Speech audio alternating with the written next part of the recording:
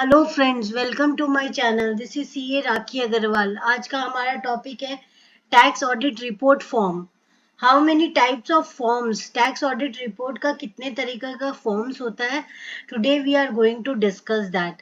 So how many types of forms are there in tax audit, we are going to discuss today. So firstly, Form 3CA is a form. Form 3CB is the form issued by a chartered accountant. Form 3CE is a form issued by a chartered accountant.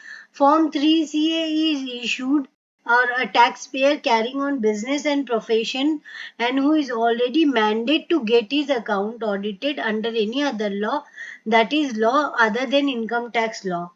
The form contains the auditor report and the particulars of the audit conducted. Means the Form 3CA contains the auditor's report. It contains the auditor report and the particulars of the audit conducted.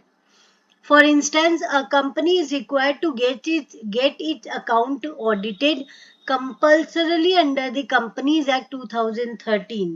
So it will furnish Form 3CA. So in case if the taxpayer is carrying on a business or a profession, अगर कोई भी person है जो business कर रहा है या professional है और जिनका अकाउंट ऑडिट होगा under any other law, that is under company law के अंदर में या sales under the LLP act और under the society registration act, अगर वो ऑडिट होता है वहां पे, तो उस केस में फॉर्म 3CA इशू होता है. So the form contains the auditor report. Form 3CA में auditor अपना examination, अपना observation, अपना qualification, अपना remarks देता है जो भी उसने audit किया है. So the form contains the auditor's report and the particulars of the audit conducted. For instance, a company is required to get its account audited compulsory under the Companies Act 2013. So it will furnish Form 3CA. So company act के अंदर में अगर उसका audit होता है तो वो furnish करेगा फॉर्म 3CA. सपोज किस किस केस में form 3CA can be issued, जैसे कि a company whose accounts are audited under the Companies Act for the period for which the ITR is to be filed. Company act के अंदर में audit हो रहा है तो फॉर्म 3CA इशू होगा. एलएलपी एक्ट में जब एलएलपी का टर्नओवर एक्सीड होता है 40 लाख से ज्यादा, तब उसको ऑडिट कराना मैंडेटरी हो जाता है as per the LLP act 2008. और अगर वो आईटीआर फाइल करता है और उसका टर्नओवर, तो अगर वो एलएलपी एक्ट के हिसाब से उसका ऑडिट हो रहा है, स्टैट्यूटरी ऑडिट, प्रेस्क्राइब लिमिट, जो भी प्रेस्क्राइब लिमिट है टैक्स ऑडिट में, अगर उससे ज्यादा होता है तो उसको भी ऑडिट कराना पड़ता है और उसमें फॉर्म 3CA इशू होता है. A society registered under the Society Registration Act, where it is required to get its account audited under the Society Registration Act. अगर सोसाइटी है, अगर उसको ऑडिट कराना पड़ रहा है under the society registration act के थ्रू और उसका सेल्स टर्नओवर बिजनेस से एक्सीड हो रहा है more than the 1 crore prescribed under the tax audit, so उसको भी उसको टैक्स ऑडिट कराना पड़ेगा और उस पे फॉर्म 3CA इशू होगा. सो जो भी अदर एक्ट में जिसने भी ऑडिट कराया है other than income tax act को छोड़ के और उसका एक्सीड करता है the maximum limit prescribe under the section 44AB में, तो उनको टैक्स ऑडिट कराना मैंडेटरी है. और अगर वो टैक्स ऑडिट कराते हैं और वो अदर लॉ के अंदर में ऑडिट करवाते हैं, रिपोर्ट देगा, मतलब ऑडिटर फॉर्म 3CA में रिपोर्ट करेगा. Particulars of form 3CA. Form 3CA में क्या क्या डिटेल्स जाती है, जिनका भी चार्टर्ड अकाउंटेंट ऑडिट करता है तो फॉर्म 3CA में क्या क्या डिटेल्स जाती है.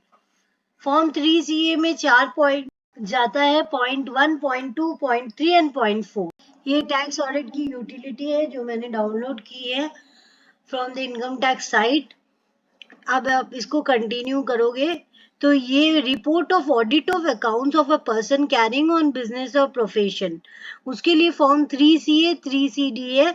जो भी in case where the accounts of a business or a profession of a person who have been audited under any other law, किसी अदर लॉ में अगर जिसने ऑडिट करवाया है उसके लिए फॉर्म 3CA है, फॉर्म 3CD एनेक्शियर पार्ट है, तो आप उसको यहाँ पे फाइल करोगे। यूटिलिटी अगर यहाँ पे आप क्लिक करोगे तो फॉर्म 3CA आ जाएगा।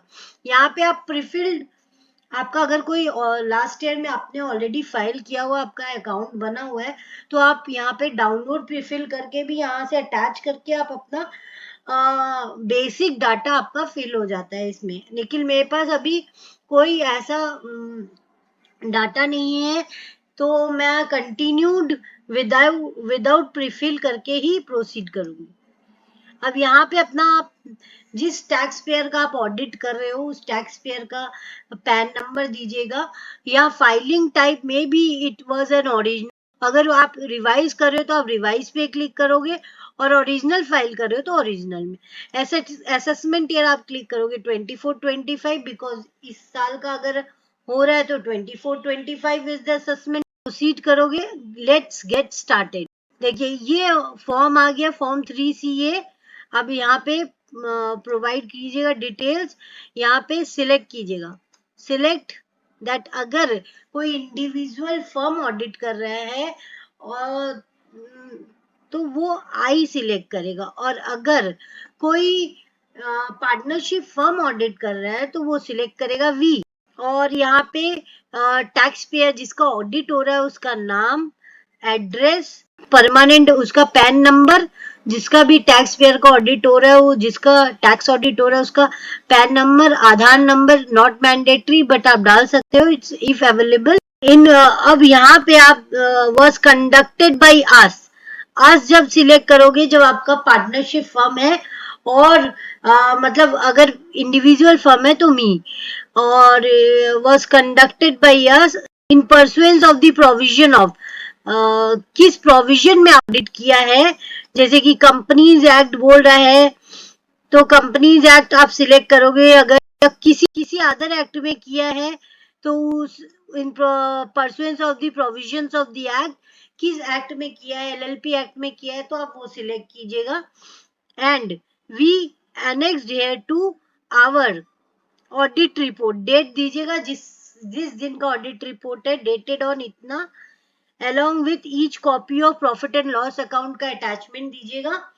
आपका अटैचमेंट जाएगा यहाँ पे पीरियड का प्रॉफिट एंड लॉस, आपका बैलेंस शीट है जैसे कि 1 अप्रैल 23 से 31 मार्च 24 तक, तो वो पीरियड जाएगा यहाँ पे। पॉइंट सी बोलता है document declared by the said act to be part of the annexed at balance sheet profit and loss, and balance sheet का एक कॉपी अटैच्ड होगा यहाँ पे।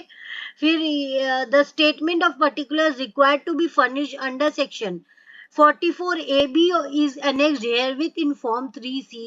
अब हम लोग यहाँ पे पॉइंट नंबर 1 डिस्कस करते हैं। यहाँ पॉइंट नंबर 1 में name and address of the tax payer का name and address along with PAN number मैंने आपको दिखाया फॉर्म में। पॉइंट नंबर 1 में क्या क्या जाता है, नेम ऑफ द ऑडिटर का फर्म का नाम, एज द केस में भी अगर इंडिविजुअल है तो इंडिविजुअल का नाम जाएगा, फर्म है तो फर्म, लॉ अंडर विच किस लॉ के अंदर में ऑडिट हो रहा है, कंपनीज एक्ट के अंदर में, LLP एक्ट में, वो आपको सिलेक्ट करना पड़ेगा, वो ऑप्शन दिया जाता है ड्रॉप डाउन में। Date of the audit report, किस डेट पे आपने ऑडिट रिपोर्ट साइन की है उसका date, period of profit and loss account and balance sheet का पीरियड, कौन से पीरियड का बैलेंस शीट है, from beginning and end date, end date of the balance sheet का क्या डेट है। तो ये सारा पॉइंट 1 में जाता है। पॉइंट 2 में देखिए declaration of attaching form 3CD along with the audit report. अब इस फॉर्म 3CA के साथ फॉर्म 3CD भी जाता है, उसका नेक्स्चर जाता है। तो यहाँ पे पॉइंट 2 में statement of particulars required to be furnished under section 44AB is annexed herewith in form number 3CD। Point 3 में बोला है audit observation qualification found in details related to form 3CD। कोई भी ऑडिट का observation है या qualification है audit का ऑब्जर्वेशन और qualification found in the details related to form 3C in the opinion and to the belief of information according to the examination of books of account including other relevant documents and explanation given to the particulars given in the said form 3CD true and correct subject to the following observation and qualification कि auditor बोलेगा कि हमने जो भी examine किया है, हमको जो भी प्रोवाइड किया था डॉक्यूमेंट, उसके हिसाब से हमने जो भी एग्जामिन किया है वो ट्रू एंड फेयर व्यू है कि नहीं, और ऑडिटर का जो भी ऑब्जर्वेशन है, क्वालिफिकेशन है, वो यहाँ पे ऐड डिटेल्स में डालेगा। ऐड डिटेल्स करके वो यहाँ पे अपना ऑब्जर्वेशन किस बेस पे है वो यहाँ पे सिलेक्ट करके वो डालेगा, यहाँ पे ऑडिट उसको ऐड करें। पॉइंट नंबर 4 में अकाउंटेंट का डिटेल जाएगा, जो साइन करेगा इस फॉर्म 3CA को, उसका पूरा डिटेल्स जाएगा, उसका first name, last name, membership number, उसका फर्म का नंबर, पोस्टल एड्रेस और फिर date of signing of tax audit report, उसने जिस दिन साइन किया है of signing of tax audit report. Accountant जो साइन करेगा, इस जो ऑडिट कर रहा है, टैक्स ऑडिट रिपोर्ट फर्निश कर रहा है, जो साइन कर रहा है, उसका डिटेल्स जाता है, जैसे कि ऑडिटर का नाम, उसका मेंबरशिप नंबर, उसका एफआरएन नंबर, उसका एड्रेस, फर्म का एड्रेस और date of signing the tax audit report. ये फॉर्म 3CA का 4 पॉइंट है। इस form 3CB and its applicability. The audit of accounts under Section 44AB in case of a person who carries on business or profession and who is not required under any other law to get his account audited shall file such audit report in Form 3CB। अगर आप कोई भी person है, tax payer है, जो carry on करता है business और profession and who is not required to get his account audited under any other law, किसी अदर एक्ट में उसका ऑडिट नहीं हो रहा है, तो shall get his account audited as per income tax act and उसका ऑडिट रिपोर्ट जाएगा इन फॉर्म 3CB। जैसे कि अगर कोई प्रोप्राइटरशिप फर्म है, उनका टर्नओवर क्रॉस कर रहा है even the limit as per the 44AB के हिसाब से, पर उनका कहीं एनी अदर एक्ट में ऑडिट नहीं हो रहा है, तो प्रोप्राइटरशिप फर्म है, पार्टनरशिप फर्म है, तो उनका फॉर्म 3CB जाता है। Major component of form 3CB। अब फॉर्म 3CB हम लोग चेक करेंगे उसमें क्या क्या कंपोनेंट्स है। The major component of form 3CB are, form 3CB क्या है? Report of audit of accounts of person carrying on business और प्रोफेशन, उस केस में फॉर्म 3CB और 3CD जाता है। अगर कोई भी audit of accounts of person जो कैरी ऑन कर रहा है बिजनेस और प्रोफेशन, वो फॉर्म 3CB और 3CD जाता है उस केस में। So audit report under section 44AB of the income tax act 1961 in case of a person referred to in clause B of sub rule 1 of rule 6G। तब आप कौन सा form file करेंगे अगर किसी प्रोप्राइटरशिप का audit, tax audit हो रहा है और उसका किसी और एक्ट में ऑडिट नहीं हो रहा है, तो फॉर्म 3CB जाता। कंटिन्यू विदाउट प्रीफिल करेंगे। ओरिजिनल है तो ओरिजिनल, रिवाइज है तो रिवाइज, असेसमेंट ईयर सिलेक्ट कीजिएगा, पैन नंबर डालिएगा, प्रोसीड कीजिए। Let's get started. Form 3CB आ गया। अब फॉर्म 3CB को आप सिलेक्ट कीजिएगा। अगर कोई इंडिविजुअल ऑडिट कर रहा है तो वो आई लिखेगा, अगर कोई फर्म ऑडिट कर रहा है तो वो वी लिखेगा। Examine the balance sheet as on 31 March 2024 का ऑडिट हो रहा है। एंड अब यहाँ पे ड्रॉप डाउन से या तो प्रॉफिट एंड लॉस अकाउंट है या इनकम एक्सपेंडिचर का, जो भी अकाउंट है आप वो डालिएगा। फॉर द पीरियड, कौन से पीरियड का है? फ्रॉम 1 अप्रैल 23 से 31 मार्च 24 तक का है। ये अटैच हियर विद, उसमें उसके साथ आप अटैचमेंट भी दीजिएगा। बैलेंस शीट पीएल का अटैचमेंट जाता है टैक्स ऑडिट में। और फिर जिस टैक्स पेयर का ऑडिट हो रहा है उसका नाम, उसका एड्रेस, पैन नंबर, उसका आधार नंबर अगर अवेलेबल है तो। पॉइंट नंबर 1 में हम लोग ने डिस्कस किया date of balance sheet. Date of balance sheet आप डालिएगा। Period of profit and loss account, beginning date, end date, name and address of the taxpayer with PAN number। PAN number mandatory, Aadhaar number optional है। Point number 2 में आप क्या डालोगे? Address where books of accounts are kept और address of branch if books of accounts are kept at branch all. Point number 2 में क्या बोला देखिए, certify that the balance sheet and profit and loss account are in agreement with books of account maintain at the head office at, मतलब head office का address and branch का address, जहाँ पे भी बुक्स ऑफ अकाउंट मेंटेन होता है या तो ब्रांच में या हेड ऑफिस में, दोनों का एड्रेस जाए। पॉइंट नंबर 3A में क्या बोला है, report the following observation, comment, discrepancies, inconsistency not applicable if any. 3A में आप रिपोर्ट कर दीजिए अगर कोई भी ऑब्जर्वेशन आपका है, कमेंट है, डिस्क्रिपेंसीज है, इनकंसिस्टेंसीज है, वो आप रिपोर्ट कीजिए इन योर ऑब्जर्वेशन। यहाँ ऑडिटर का ऑब्जर्वेशन रिमार्क देना पड़ता है ऑडिटर को। अगर उसको कुछ लगता है कि कोई ऑब्जर्वेशन है जो कि या तो डॉक्यूमेंट्स उसको नहीं मिला, सफिशिएंट नहीं है, या कुछ डिस्क्रिपेंसीज है या इनकंसिस्टेंसीज है in the balance, it not reflect the true and fair view, तो वो अपना रिमार्क या अपना क्वालिफिकेशन यहाँ पे दे सकता है। 3A में ऑडिट का observation, qualification, comment and discrepancies. Point 3B में क्या बोला, declaration by the auditor regarding obtaining all information and explanation necessary for the audit, assure that the organization, including branch, maintain proper books of account, balance sheet and profit and loss account, give a true and fair view. Point B में subject to the above, 3B में बोला have obtained all the information and explanation which to the best of knowledge and belief when necessary for the purpose of the audit. In opinion, proper books of accounts have been kept by the head office and branches of the SC so far as appeared from the examination of the book. In case of balance sheet and profit and loss account, किस period का balance sheet है, profit and loss account, उसमें या तो profit है या loss है, वो भी आपको दिखाना पड़ेगा। आपका यहाँ पे प्रॉफिट हो रहा है कि यहाँ पे लॉस हो रहा है, वो भी आपको दिखाना। अब पॉइंट 4 में क्या बोल रहा है, of attaching form 3CD along with the auditor's report। Auditor अपना रिपोर्ट तो देगा, साथ में वो जो भी ऑब्जर्व किया है उसमें वो रिपोर्ट करेगा।